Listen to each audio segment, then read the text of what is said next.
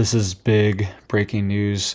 We are now seeing a very serious warning from the Secretary General of NATO.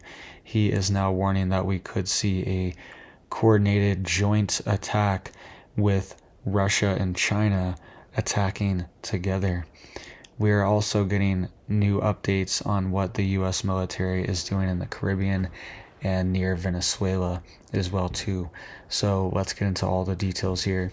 You guys can see this is NATO Secretary General, and he just issued this warning at the annual NATO summit, and he is saying that NATO is now actively preparing for a joint attack between Russia and China.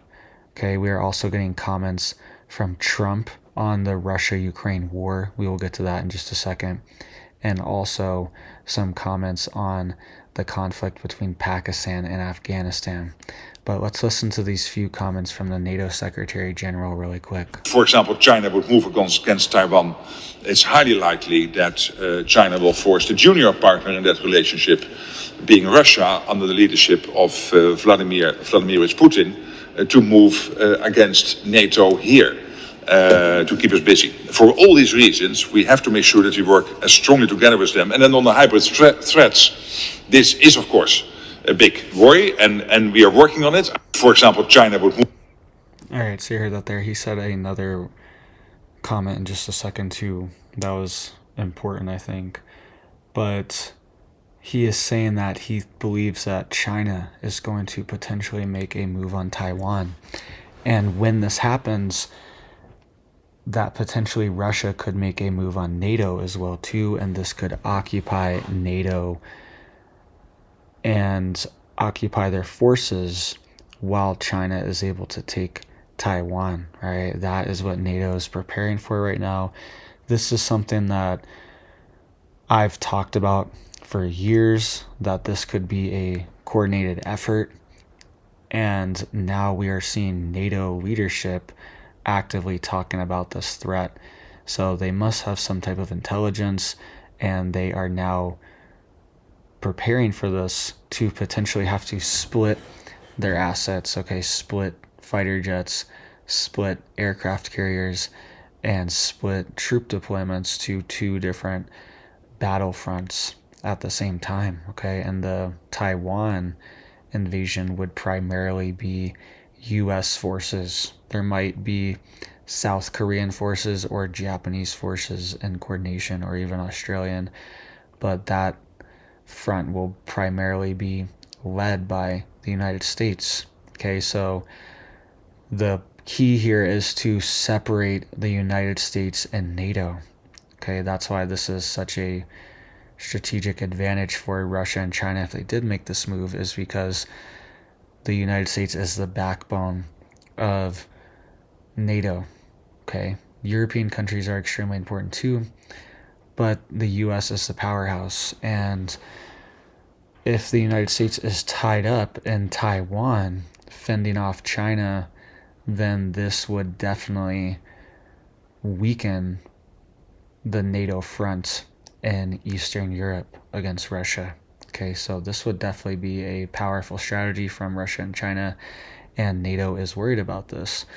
So just be prepared, be ready, and this is not out of the ordinary right now. China just made these major moves on the rare earth critical minerals, and they just reiterated today as well too that they're going to, quote, fight till the end of this trade war.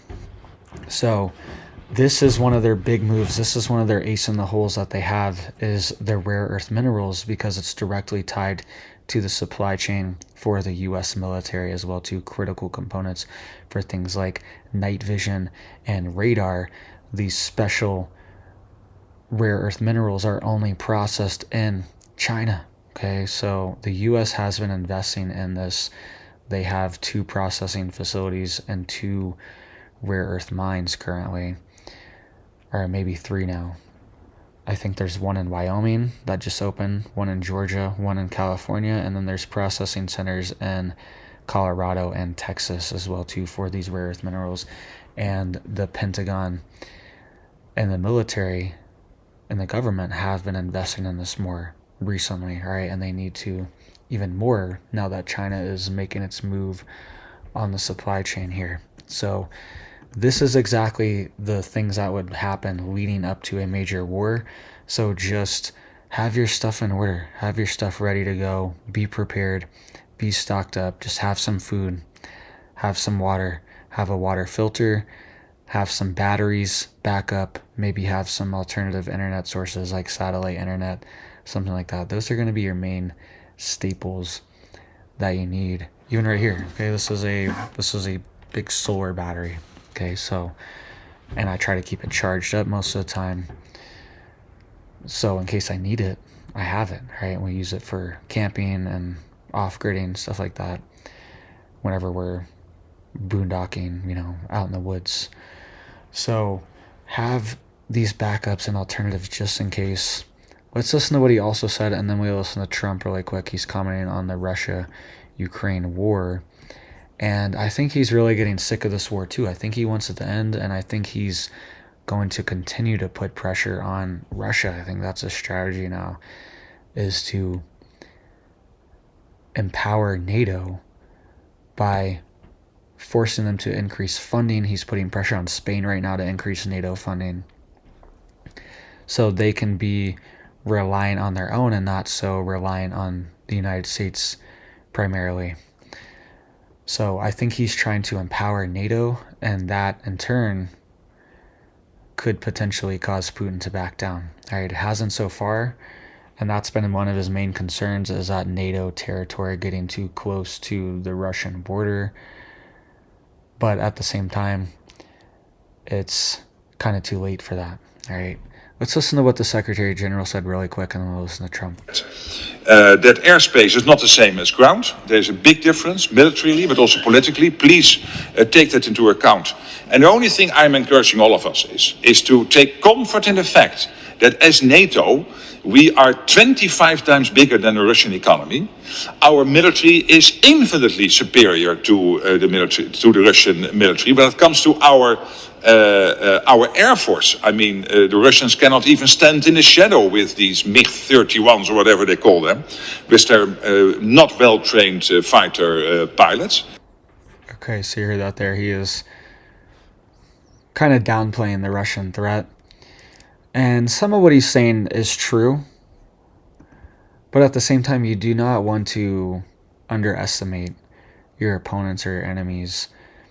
And something could happen, okay? And they do have a nuclear option as well, too. So definitely do not underestimate Russia, but he is true on a lot of his points, too, where the economy is a lot bigger. The militaries are a lot bigger. The technology is more advanced.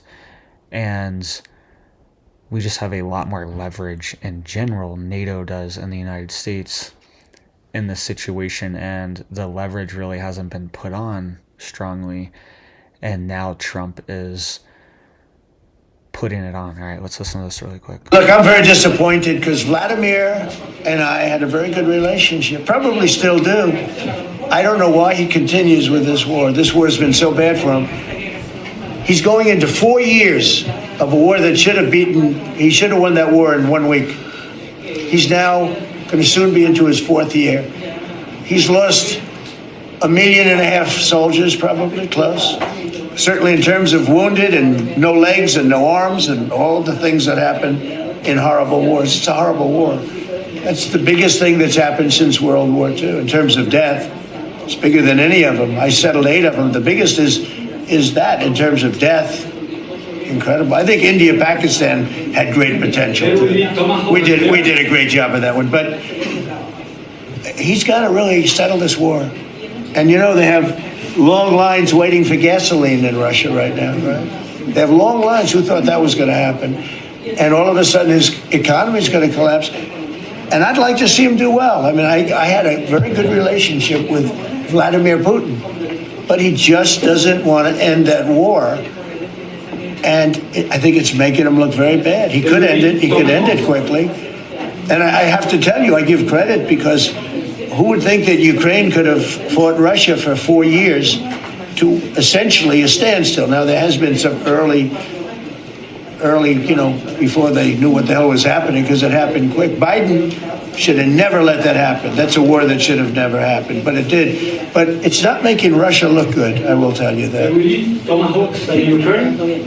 We'll be talking about Ukraine, yeah. I mean, I have the president coming in on Friday, and I know what he has to say. He wants weapons. He would like to have Tomahawks. Everyone else wants Tomahawks. And we have a lot of Tomahawks. Tomahawk is do you need any Tomahawks in Argentina? You can cross Moscow, Tomahawks. You need them for your opposition, I guess, because see, in this country, they'd use Tomahawks for the opposition. I don't do that. I'm much nicer. The Democrats would use them if they had the chance. They're sick people. Go ahead. President, am you worried that this plan with Argentina can fail? Anything can fail. Anything can fail. You never know. That's why I say Putin should do something about the war, because so far, I mean, it's turned out to be very bad for him. But anything can. So this plan can fail. Sure, it can fail, but it's got a better chance. I would say, Scott, it's got a better chance of success than failure. And if it's successful, it's an unbelievable success. It can transform your country into greatness. It's got a great chance. We'd like to give it a chance. Anything can fail, but we'd like to give it a chance. And we think, because he's made so much progress. I mean, the work that he's done over the last 4 years is incredible.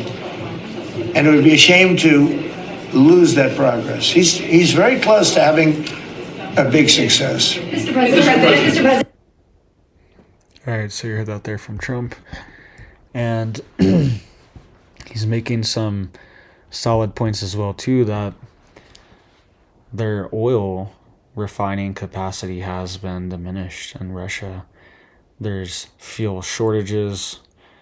There's people wrapped around the block, hundreds of people just waiting to get to the gas lines. And, a lot of times there's nothing even left by the time you get there, or it's limited. You can only get a few kilos or gallons. Okay, so that's what's going on, right? Tensions are escalating. And hopefully we don't see a World War III scenario, but things are definitely escalating on the Russia-Ukraine front, and even with China now. Okay, we're seeing de-escalations between Israel and Gaza, but I honestly believe that was one of the lowest threat level war scenarios that we were dealing with, because, it's not like Gaza has ICBMs or anything like that. Iran does, but they're not willing to risk that attack in the United States for a country that is not them. Okay, so I think the Russia and China front are the two most dangerous issues that we're dealing with on the war front, and it seems to be escalating. Okay, the U.S. is going to send Tomahawks to Ukraine, and China just pulled their ace in the hole with this rare earth mineral export controls. Okay, so, and then Trump's responding with 100% tariff. He might raise tariffs even more. Let's listen to this really quick as well too, right? Trump was talking about how the Pakistan-Afghanistan war was prevented, and the president of Pakistan actually, or the prime minister, actually came out and thanked Trump for it. We'll listen to that in just a second. But it was also just announced, Trump announced on his Truth Social that another U.S. strike has hit a boat off the coast of Venezuela with 6 people taken out, traffickers. It says U.S. military conducted yet another strike on a boat alleged to be trafficking substances off the coast of Venezuela with 6 people passing on board, Trump announced on Tuesday. Trump said the vessel was, quote, affiliated with a designated terrorist organization, but did not name the organization. All right, and this is coming from CNN. And it says here, so, they're a little biased.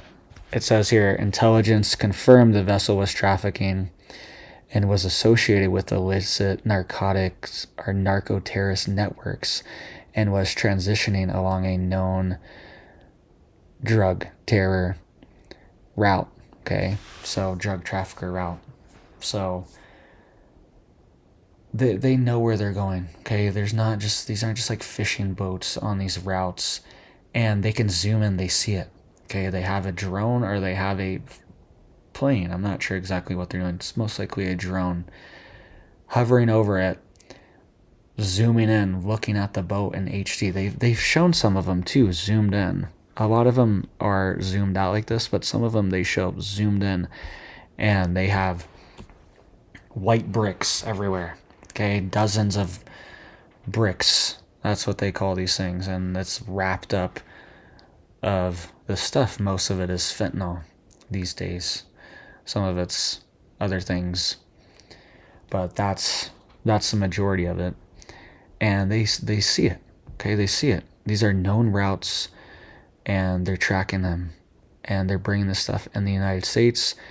And every boat, think of it this way, there's going to be people passing away. Every single boat of this stuff that's brought in, somebody's going to pass away from some of it, okay? And it has the potential to kill thousands of people, okay? If you were just openly exposed to this, they just dump this on a bunch of people. This fentanyl is so powerful, it could just wipe out thousands of people right away, okay?